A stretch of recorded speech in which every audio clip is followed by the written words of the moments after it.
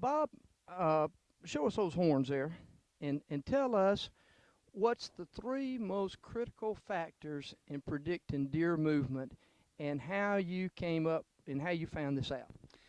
Well, it's a combination of my 30 some odd years of deer hunting together with about 20 years of research on whitetails. And what we did was basically put together a database that meshes uh, a hunter's experience on a daily basis, hunting morning and afternoon with a commercial hunting lodge, where we would send 25 people every morning to the woods, 25 people every afternoon to the woods. When they get back, we would then have the guide catalog what those people saw and obviously what they killed.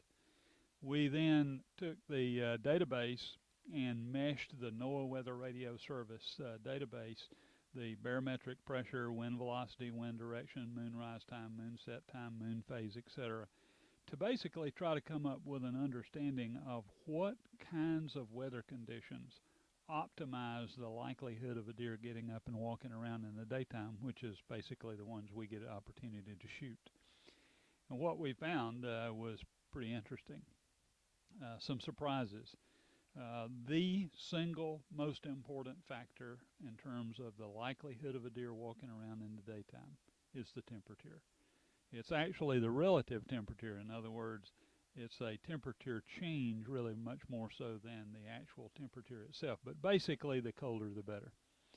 Second factor is the cloud cover. In other words, rainy is not good, cloudy is better but still not great, clear is the best. In other Clear, words, sunny day. bright, clear day is the best. The third factor was a bit of a surprise to me, and that is that wind velocity was also a big determinant on the likelihood of seeing deer in the daytime. And what we saw, what I thought we would have seen would have been a bell-shaped curve relationship. In other words, I thought that calm would not be good, and I thought that really, really windy, like velocities of 30, 40 miles per hour, would not be good, and that somewhere in between 12 to 15 miles per hour would be ideal. What we saw was a linear relationship. The faster the wind blew, the more and more and more deer sightings and deer kills we took over the period of 20 years.